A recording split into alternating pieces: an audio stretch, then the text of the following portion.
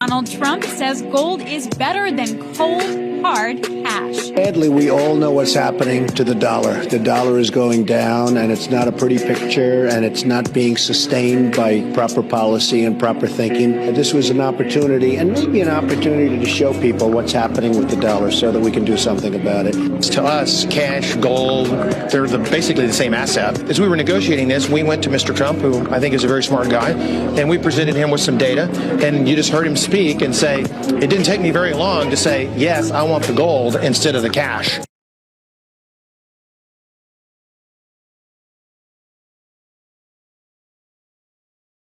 In the far distant land of common sense, a place where we all once lived, you'll find the Conservative College with Professor Toto. It is here where the foundational principles of our great republic are still taught and true patriots are still educated in the hallowed halls of this school of hope. Just like the iconic puppy from The Wizard of Oz, who found great joy in pulling back the curtain on the lies of the wizard, so does Professor Toto. Grab your seats and welcome to the Conservative College. Class begins now. Hello, hello, hello, America. Wake up. Wake up. Good evening. Welcome back to the Conservative College, the safest place on planet Earth for all true, red-blooded, freedom-loving Americans. It is my honor that you have chosen to come to class tonight. It's 8 o'clock Central on the beautiful Gulf Coast of Mississippi, where the temperatures are 80 degrees. We've had a beautiful sunny day. We've had rain all week long, so we love the sun today. And I just greet every one of you. This is our time. You know you've been waiting all day long to see me, and I've been waiting all day long to see you. And here we are. Our lives are running into one another all over again. 3 years now we've been doing this. I plan to be with you until they put me in the ground. I appreciate my viewers. I appreciate our followers. You are the reason I do this every Tuesday and Thursday night at 8 o'clock Central. Why? Because we're all in the same battle together. My job? To keep you educated, informed, inspired, to keep you in the battle. That's my job. Your job is to pray that I can keep doing my job. And as we pray for one another and serve one another, then we accomplish the goal. I want to welcome all of our new viewers tonight. Last night I was a guest on Mike Penny's show. I believe the name of that show is Truth Tellers, if I'm not mistaken. I want to thank Mike for having me. We had a great class. It was so wonderful to be there. And so all of you that saw us last night, that's made your way to the Conservative College, here's the only rule. You got to grab a beanbag and you got to pop a squat. You got to say hello to your fellow classmates and get in class and bring an open mind, an open heart, an open notebook, and let's take off. I'll do shout outs in the afterglow tonight. What is afterglow? It's my favorite part of the show. It's after we're done with the class. We play the last song, then I pop back in and spend a little time with you one-on-one, talking to you, giving you announcements and updates. So we're going to see you, and I have some videos I want to show you in the afterglow tonight. So make sure you hang around when we're all said and done. Tonight is going to be a packed class. I have so much to get in and so little time to do it, so we might as well get started. What about the big 2-hour chase through Manhattan with the not so royal Sussex family? Yeah, did you hear the news? They were on a 2-hour non-stop chase through Manhattan. If you've never been to Manhattan, you don't understand, I don't suppose. But if you've ever been to Manhattan, there's no such thing as a 2-hour man chase. You're sitting still 90% of the time in Manhattan. But according to the not so royal Sussexes, they were chased for 2 solid hours by paparazzi, and they nearly died like Diana, like poor mom. Wow, that's the bottom of the barrel. Are you that desperate to get back in the news, Meghan? Are you that desperate, since you're not so royal anymore, to get a moment of notoriety? So anyway, I just thought I would mention that 2-hour ride through Manhattan and see if anybody else believed that. The title of tonight's class is Understanding Trump's Divine Drama. That'll be my monologue tonight. You do not want to miss that monologue. It is going to be filled with information for your understanding. We have great news I want to report to you in the Republic tonight. Election, I'm not going to say the word because I'm on Facebook and YouTube, but election frogs has now been verified by the Department of Justice. If you will remember, if you will understand that that does not exist. Election frogs, ribbit, my frog's at the studio, or I'd play it for you, which I'll be back in the studio next week. But that does not exist. That's a figment of our imagination.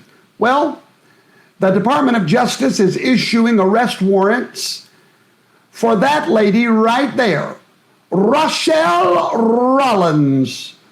Rochelle, if I was as mad as her, Lord have mercy, Rochelle Rollins has committed election froggery. And now there are charges pending for Rochelle Rollins, a Democrat, who altered or attempted to alter the elections in her state, in the great state of Massachusetts. She has resigned in shame, and it has been verified by the Department of Justice that the frogs of election are still croaking. And so, but the good news is they got one, finally, about time. So ladies and gentlemen, guess what time it is now? It is time for you and I to leave the land of Kansas, the land where reality exists, the land where truth is valued. It's time for us to make a journey up in the tornado of Tomorrowland, the land of Oz, where nothing is real, everything is fake. It is time for you and I to go now down the yellow brick road. I'll meet you on the other side.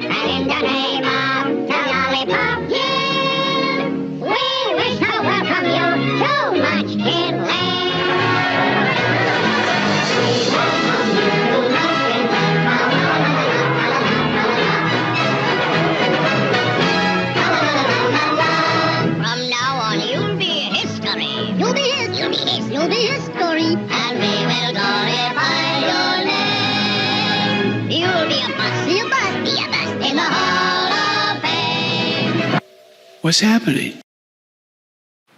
When you get to the land of Oz, here is who you will find. Uncle Fester is in the land of Oz. Watch. Just watch.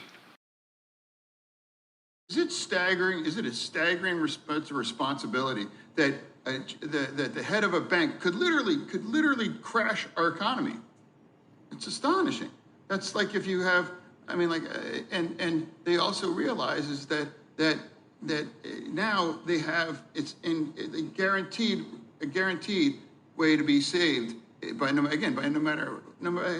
how, you know. So it's you know, isn't it appropriate that this kind of control should be more stricter to prevent this kind of thing from going? Or should we just go on and start bailing and sailing whoever bank, regardless of how their conduct is?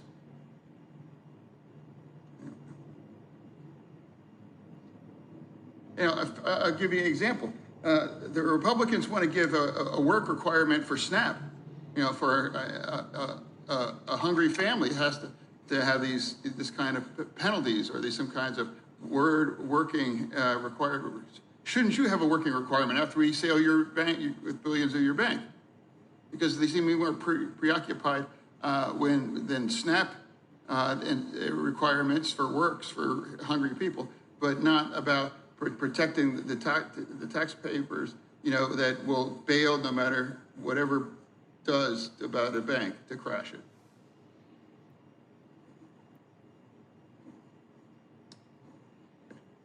Chair? That's Senator Fetterdum. Senator Fetterdum, I just wasted 3 minutes of my life that I'll never get back, and I have no idea what I just listened to. That's the land of Oz. That is where we are now. That's our lawmakers. That's our lawmakers. That's them. That's the land of Oz that I teach you about every single day. That is Senator Fetterdum. And what's so sad is it breaks my heart that no one loved this man enough to keep him from running for office, to humiliate himself. You know, normally when you're that messed up in the cerebral Netherlands, you know, people hide you out. They you know, I pray to God somebody would hide me out, you know, if I'm ever to where I have a word salad rather than a sentence. It's really heartbreaking that the man just spent 3 minutes saying absolutely nothing. But the journey doesn't end there, ladies and gentlemen. No, no, no. The land of Oz is filled with characters. While we're here, we might as well go back in time, get on the broom with Glinda the Good Witch, go back in time, and I want you to listen now as you were made a promise. You, the citizens of America, was made a promise of what was going to happen to Donald Trump. But remember, only in the land of Oz. Listen. The president right now has been an agent of the Russians. Yes, I think there's more evidence than he is. Yes, and I think all the arrows point in that direction. And I haven't seen a single piece of evidence that he's not. I think he's afraid of the president of Russia. Why? Well, I think one can speculate as to why. That the Russians may have something on him personally that they could always roll out and make his life more difficult. This past weekend is illustrative of what a great case officer Vladimir Putin is. He knows how to handle an asset, and that's what he's doing with the president. The American people need to know whether the Russians still have something they can hold over the president's head, the president of the United States. So our work is far from done. I can certainly say with confidence that there is significant evidence of collusion between the campaign and Russia. Based on our own reporting and word from numerous official sources, the dossier, in fact, is far from bogus. No major thing from the dossier has been conclusively disproven. We already know that the part about the coverage that they have on him with sex actions is supposed to be true. The intelligence community has corroborated, whoever paid for it, has corroborated a lot of the information that was in there to begin with. Correct. There are actually substantial portions of what was in the Steele dossier, which was a raw intelligence document, that have indeed checked out. You know, I think we're going to actually have to stop calling it the infamous dossier. Increasingly, it's the accurate dossier. Increasingly, it's the damning dossier. Not one word has been disproven. In fact, a lot of it turned out to be right on the money. The dossier, right, which looked sort of out there at first, is getting truer and truer and truer as facts come out. But some of the substantive content of the dossier, we were able to corroborate in our intelligence community assessment. It hasn't been discredited. In fact, it's been the opposite. It's been corroborated. Really? Yes. So the biggest scandal was when they spied on my campaign. They spied on my campaign. There's no real evidence of that. Of course there is. It's all over the place. Leslie, they spied on my campaign and they got caught. Can I say something? You know, this is 60 Minutes. And we can't put on things we can't verify. You won't put it on because it's bad for Biden. We can't put on things we can't verify. Leslie, they spied on my campaign. Well, we can't verify It's been totally verified. No. It's been, just go down and get the papers. They spied on my campaign, they got caught. No. And then they went much further than that, and they got caught. And you will see that, Leslie, and you know that, but you just don't want to put it on the air. As a matter of fact, I don't know that. Okay. He said, you will see that, Leslie. You will see that. And at the end of that montage, they were all liars. He alone told the truth. You will see that they spied on my campaign illegally. You will see it, Leslie. No, I won't see it. No, because I live in the land of Oz, where the flying munchkins spread their message on CNN. I live in the land of La, where nothing is real. Maxine Waters in that montage promised you that Trump would be guilty of colluding with Russia. They are all liars. Treason against the sitting president of the United States of America. It is treason, and they should everyone be for their crimes against the legitimately elected president of the United States of America. There should be a return to punishment for treason. Do you understand? Without punishment, without this coming to account, that we just continue to pile up the carcasses of truth, we continue to live in that zombie land. Ladies and gentlemen, they were all proven to be liars. They framed a sitting U.S. president.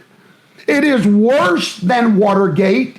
It is literally the entire government apparatus after one man, and it gets worse. While we're in the land of Oz, in the land where you can change words to mean whatever you want them to say, in the land where you can do anything you want to do, while we're here, let's go to a hearing of the whistleblower. Those brave men that have served their nation. I want you to listen while we're in the land of Oz. Now, all of a sudden, you're only a whistleblower if the Democrats say you're a whistleblower. How many of you remember Vendeman? Anybody remember Mr. Vendeman? Do you remember how Vendeman was almost like a holy relic, untouchable? He had to be escorted in, given a limousine ride to the state capitol. He had to be protected. He was a whistleblower. And he was going to be treated as a whistleblower. He was not to be disrespected. After all, he was a serviceman. He had given his life to the military. And when he walked in, you would have thought Mahatma Gandhi walked in. The place went into holy reverence for Venderman.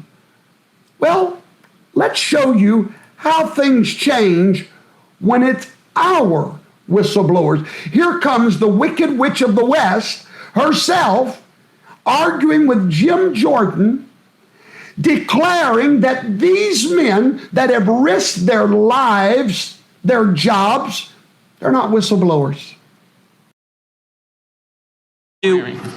That when it comes to whistleblowers, you are not entitled to it. That's at the discretion of Mr. Allen. Mr. Chairman, these individuals have been determined not to be whistleblowers. These are not whistleblowers. They've been determined by the agency not to be whistleblowers. Are you deciding that they're whistleblowers? Yes, the law decides. Did you not listen to Mr. Levitt's testimony? Did you not read the law? The law decides that they are whistleblowers. They're not whistleblowers. You know why? The agency decided. They're not whistleblowers. The agency. What agency? You know, the one that was created for your security. Yeah, the agency, the FBI, the DOJ. I taught Tuesday night on the deep state. You need to go watch that if you didn't see it. But anyway, the agency has decided that they are not whistleblowers. Forget what the law says. The agency has decided. So now these men are not whistleblowers according to Wassman.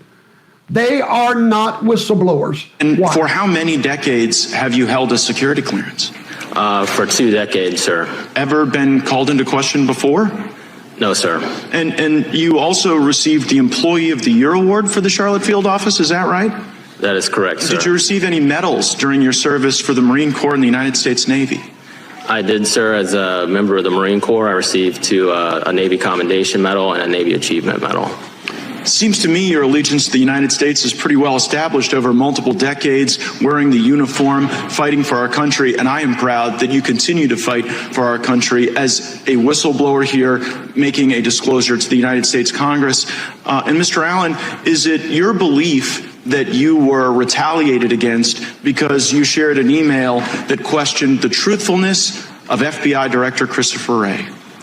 Yes, sir. And you believed that he wasn't truthful based on testimony he'd given to the United States Senate, isn't that right?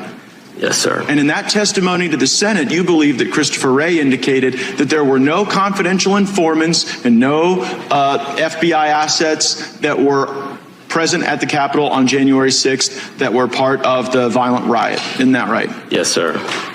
In a different part of the country, you saw that same pressure from the Washington field office. And did they ever try to get you to do something that was outside the normal order of law enforcement activity? Yes, sir. And what did the Washington field office try to get you to do that violated the law and regulations? They tried to get me to serve a federal grand jury subpoena when there was no proper predicate to do so. And the reason there was no predicate was because it was based on an anonymous tip, right? That's correct. And time and again, the Washington field office was trying to pressure you without corroboration to go start process on people. Isn't that right? Yes, sir. And now the agency has fired them, taken away all of their pension, fired them for being whistleblowers. Ladies and gentlemen, if that was Vendeman, if that was Vendeman, the whole nation would be in an uproar of how he was being treated when all he's trying to do is protect the nation. He's a serviceman. Did you not hear all of the military acknowledgments that this whistleblower has? But why doesn't he get the same treatment? No, let me show you what kind of treatment he gets from this dumbnocrat. Watch this. You're not going to believe this. You are not going to believe what I'm about to show you, how this dumbnocrat treated this whistleblower, literally giving a false witness against the whistleblower.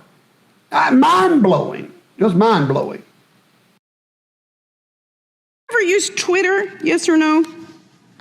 I have utilized Twitter, yes. Okay, and is your account at Marcus A970500645?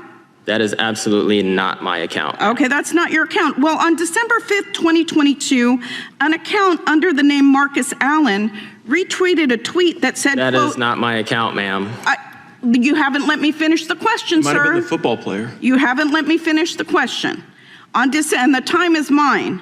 On December 5th, 2022, an account under the name of Marcus Allen retweeted a tweet that said, quote, Nancy Pelosi staged January 6th retweet if you agree, end quote. Do you agree with that statement? Yes or no?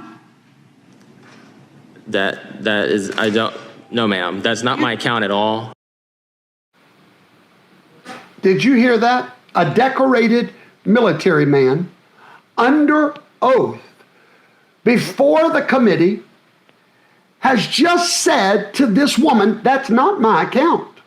Come to find out, there is a football player by that name that did the retweet, and this Democrat is using that. Ladies and gentlemen, that is false witness. That's the lowest of the low.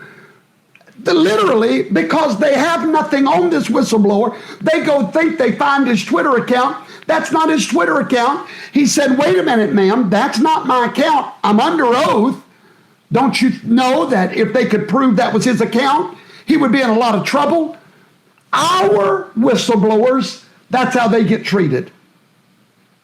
I wish they would have done Vindeman that way. I wish someone would have said, Vindeman, do you use Twitter? Yes, I do.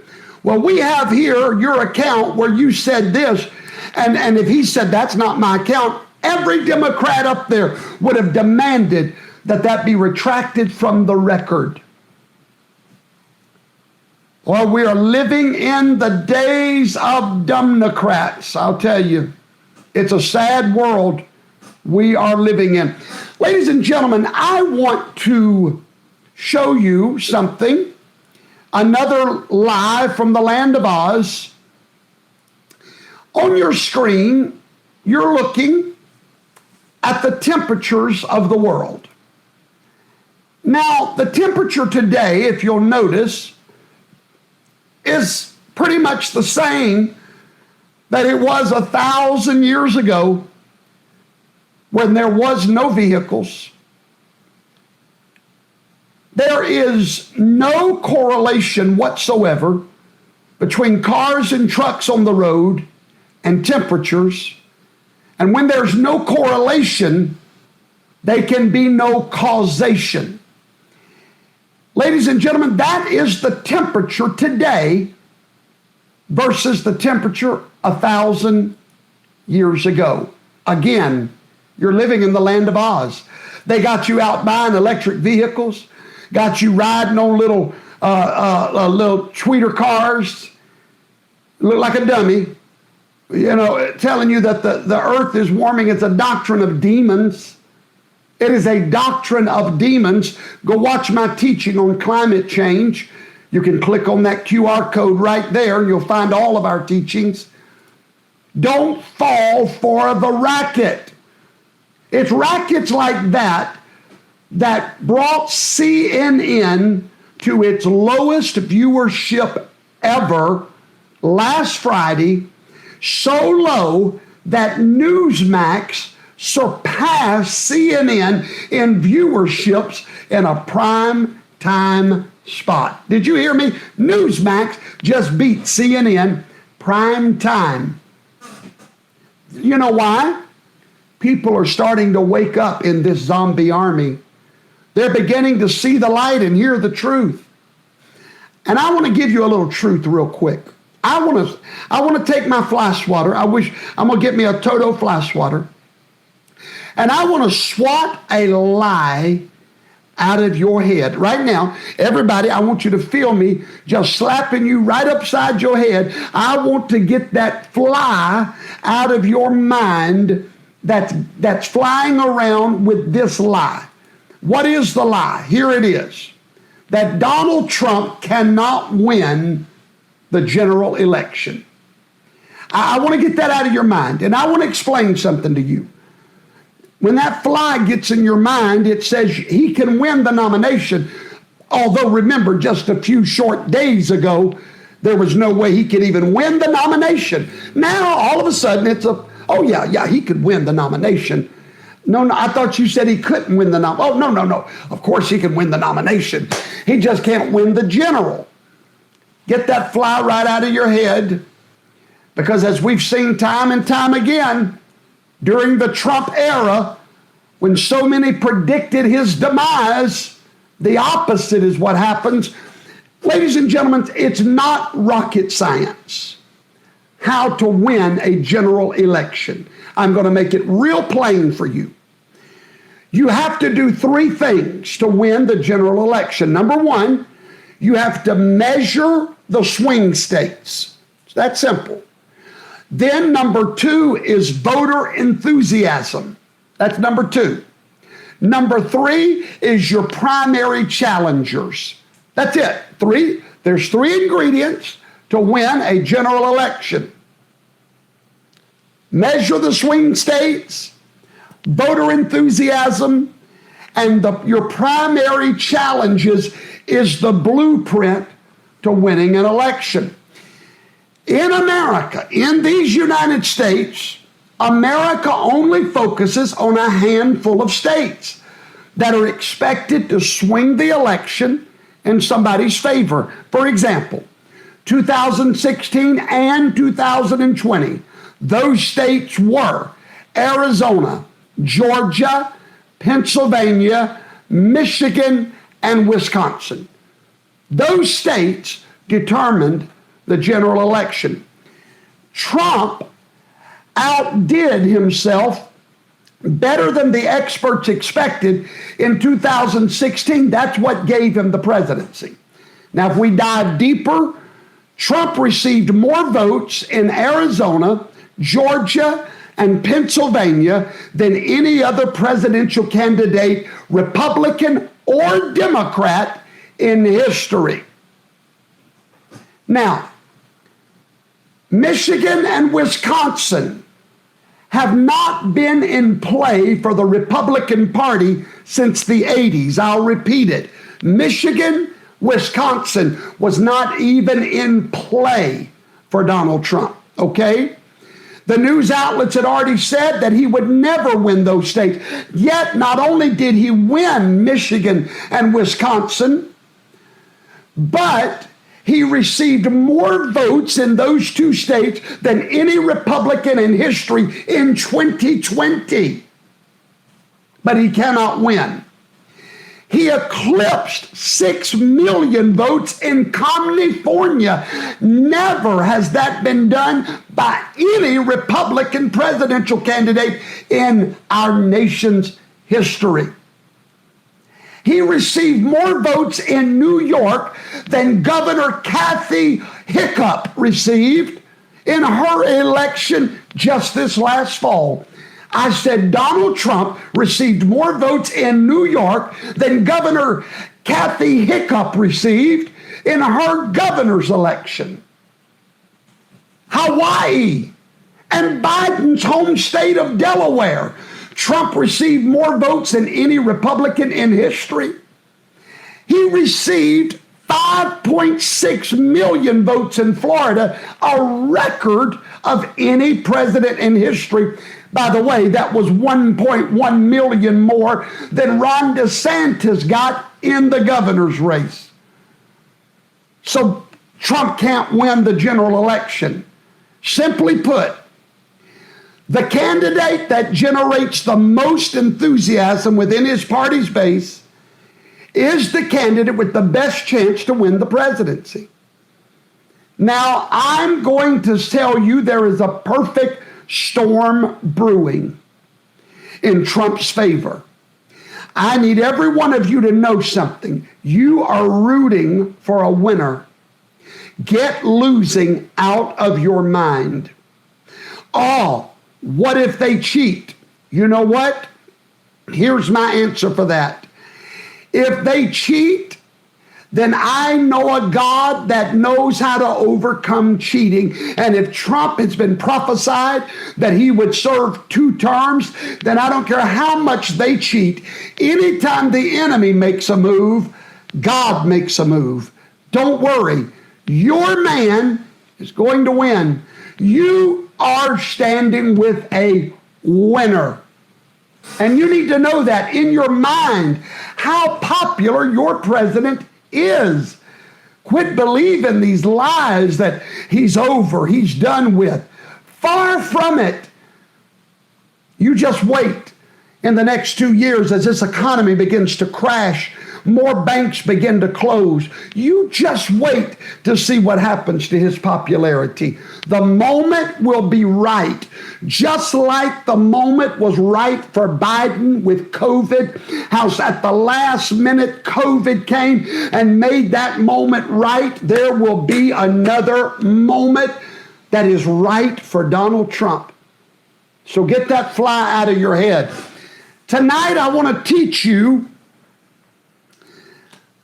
divine disruption or choreographed chaos. I'm talking about a statement made by Bill Barr. Let's talk about Uncle Bill. Bill Barr made a statement that upset me, and I was reading another article that alluded to it, and I want to talk about it tonight. Bill Barr made the following statement. Everybody wake up now. Come on, wake up, America. Listen closely. Now it's time to zoom in and listen. I'm going to help you understand something tonight. I know a lot of good people, some Republicans. They are just tired of the drama. I spoke to a Republican man on the phone a few days ago.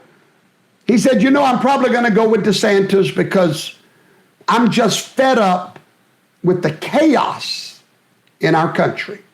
I get it. I do get it. I understand. We're living in a different world. Totally different. Chaos on every hand.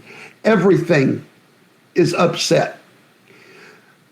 Bill Barr said the following words, and I quote. He's speaking about Trump when he said these words. He said, Trump does not have the ability for strategic thinking and linear thinking or setting priorities or how to get things done in the system. He can only deliver chaos. That's the words of Bill Barr. That Trump doesn't have the ability to work within the system. That all he can deliver is chaos. I begin to think about that, and the thoughts begin to come to my mind. And I'm going to tie those thoughts in with an article I read on the very same subject.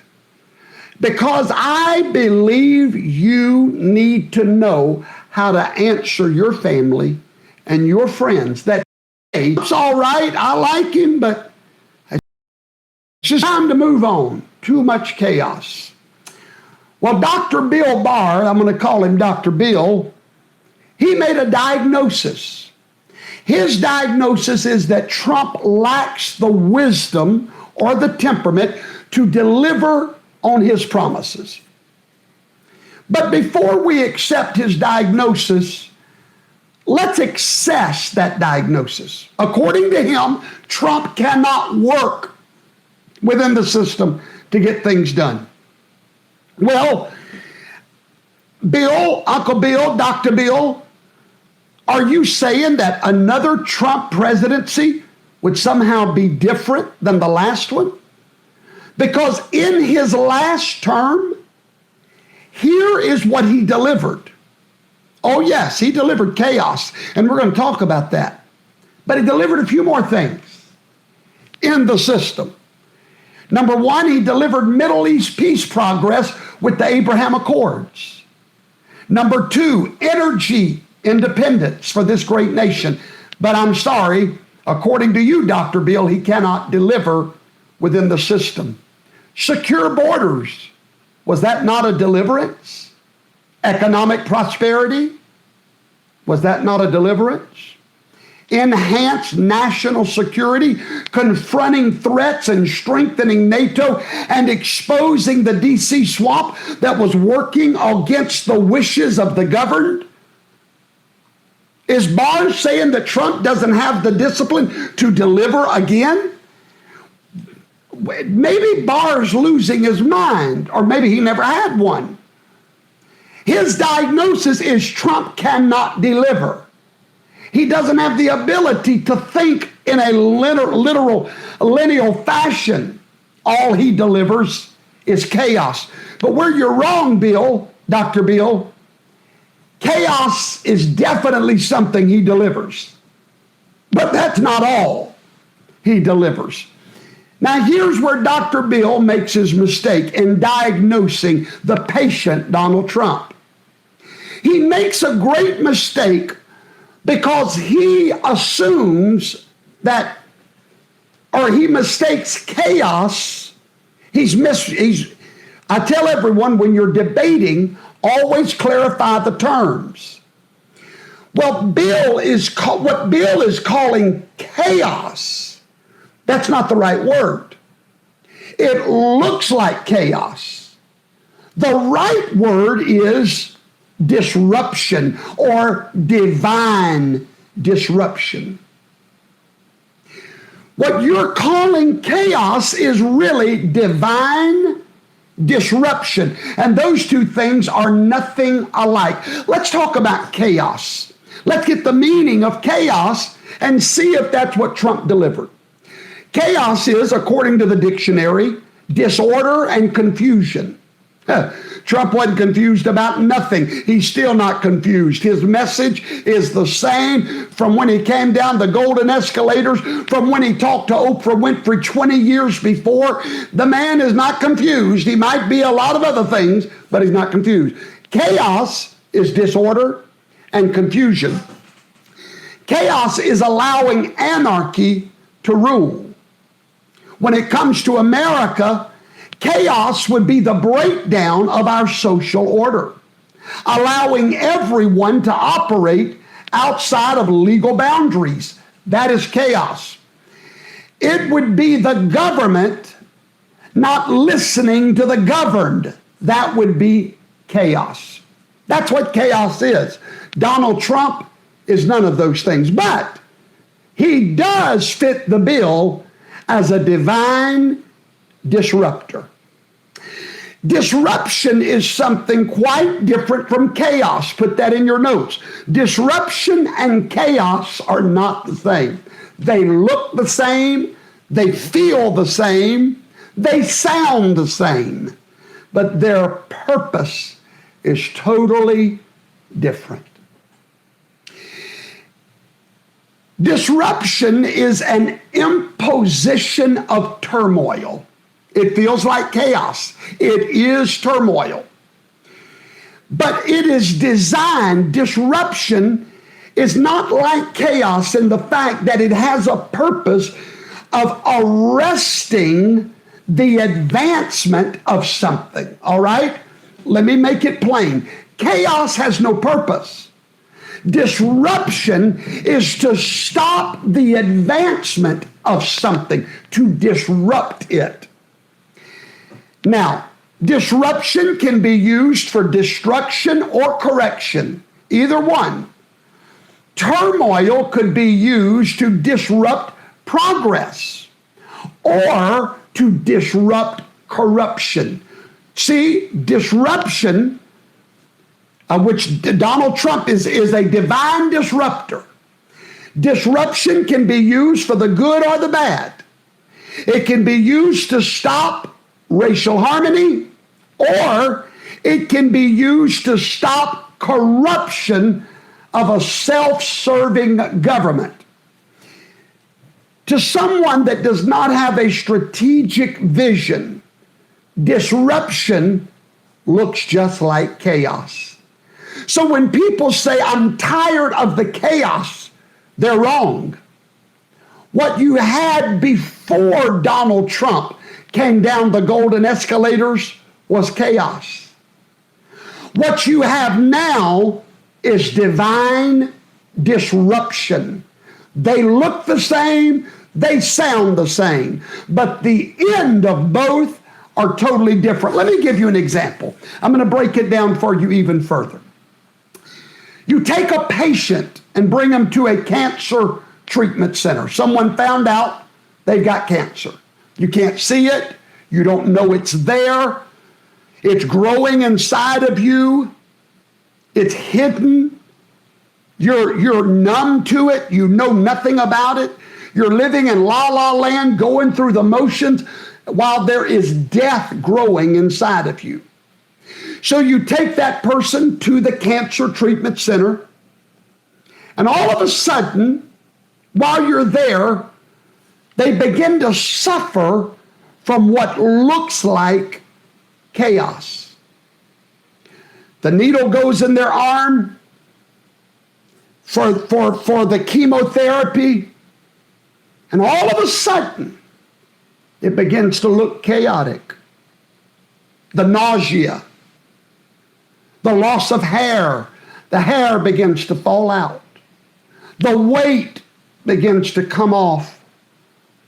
Infection begins to appear in the body because the body is losing the natural ravages of the chemotherapy and the entropy. It looks like the doctors are doing more harm than they are good. It would be easier to take that patient back home and stop the chaos. It would be easier to load your beloved wife up, bring her back home to stop the suffering, to go back to normal. But the problem, my friend, is what looks like normal was just hiding a disease. Before Donald Trump became president, everything looked normal, and the disease was growing in our nation. The swamp was bubbling and boiling, but we didn't know it. No, we were born in the 70s and the 80s and the 60s. We thought our government was great. We thought we were protected. We thought our elected representatives cared about us. But we found out that while we were ignoring the cancer, it was metastasizing in our nation. We found out sin was encroaching in every corner of our society. We found it out only because of one man. We had no idea that CNN was our enemy. We had no idea Fox News was our enemy. How dare you call a divine disruption chaos? It's a cure for the cancer in this nation. Donald Trump is a cure for what was growing in the underlying secret places of America. The cancer patient is trading short-term hardship. Listen, the cancer patient is trading short-term hardship for long-term health.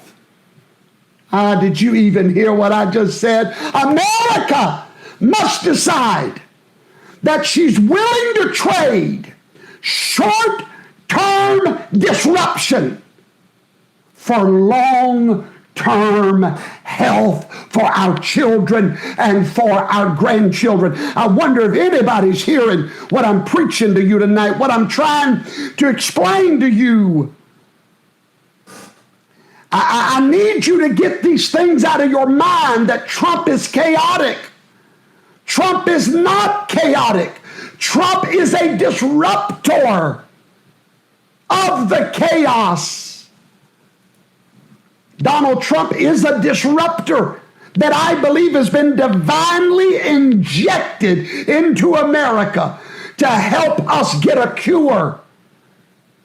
He has inflamed tempers more than any president in modern history because he would not adhere to the cancer in Washington, D.C. That's what Bill Barr said. Bill Barr said he don't know how to operate within the cancer.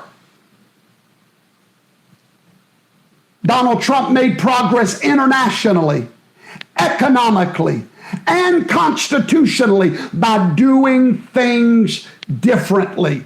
He is the George Patton of presidents. His methods are aggressive, sometimes harsh, But he made progress on all of the fronts that I've mentioned in this monologue. However, while he successfully exposed the corruption, he failed to cure it. You know why? I'm going to explain now why 2020 happened. Listen to me carefully. You cannot effectively cure until you have effectively exposed. It took the last 3 years for us to know that Chris Christie is what he is. That all these people that was standing with Trump, Bill Barr, on it took these 3 years for us to know that the ones that we thought was our friends was the cancer in our movement. And ladies and gentlemen, if Trump would have gone back into the White House, he would have went back in there with these experts like Fauci and Bixby and Dixie and everybody else. He would have went right back to work with the cancer all around him.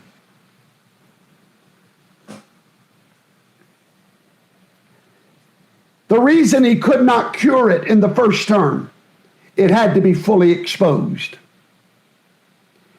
He was surrounded by experts who did not understand that they had sick patients. They pushed for order over disruption. And Bill Barr was one of those experts that contributed to the cancer. Let me give you a little information. Bill Barr inherited the Department of Justice. Very sick department, afflicted.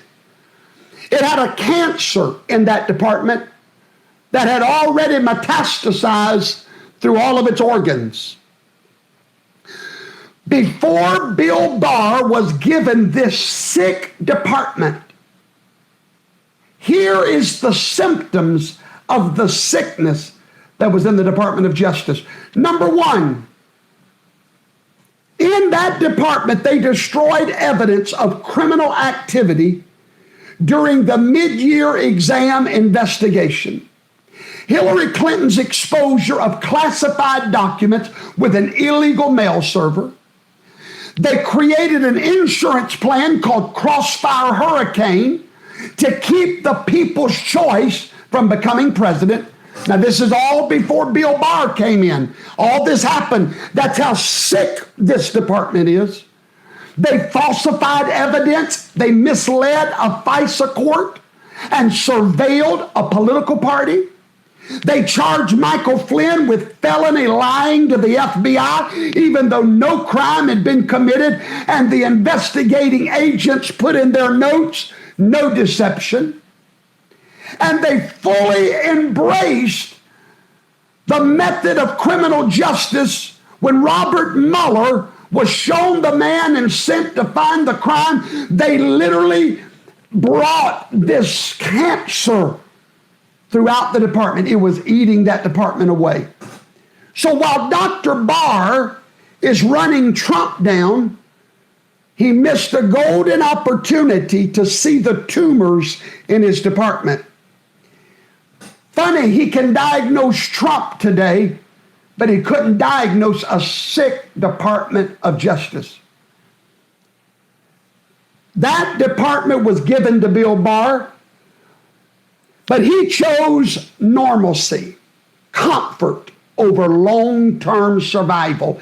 And now, what you see happening today in the Department of Justice, the raiding of Mar-a-Lago, we could go on and on and on. What you see happening now is because Barr would not take that patient and expose it like Donald Trump would have done. Donald Trump gave that man that department. Under his leadership, Barr, lawbreakers within the Department of Justice have remained unpunished. Andrew McCabe never charged for committing the crime that he charged Michael Flynn for. Kevin Kleinsmith violated the civil rights of Carter Page when he falsified evidence against him, but he was charged and put on probation. Warrantless surveillance of Americans under Bill Barr. The FBI worked to violate the First Amendment rights of Americans by seeking to censor our speech through Twitter. They were sent to run Twitter. His department worked to influence an election by hiding evidence of the Biden family corruption. This is a sick department. And now a whistleblower in Barr's own department has offered evidence of Biden's bribery, and he's being ignored. The Hunter laptop became public. Officials in Barr's department tried to hide it. When that failed, they tried to discredit it. That's the justice of Bill Barr's department. Leadership like Bill Barr's is why a disruptor like Donald Trump is necessary. And I believe when Trump comes back in 2024, he's going to put a disruptor in every agency in this nation for a long-term cure. Barr could have exorcised that cancer from the DOJ with a president that would have backed him up. But he chose to ignore the tumor, let it metastasize. His department needed disruption. It needed what he calls chaos. But he allowed it to continue unimpeded on a path of two-tier justice and a violation of the Constitution. Now, in closing, Bill Barr ignores his own contribution to what will lead to chaos. I want you to listen. What he's accusing Trump of is chaos. But what he participated in is what leads to chaos. Because here's why. When the public loses confidence in our criminal justice system, that's when you will see chaos, Bill Barr. Trump is not chaos. Trump is a cure. Thank you for watching tonight. I appreciate your time. I pray God will bless you and that you will be back here next Tuesday night at this same time for another class at the Conservative College. Good night, everybody. God bless America, land that I love. Stand beside her and guide her through the night with the light from above. From the mountains to the prairie.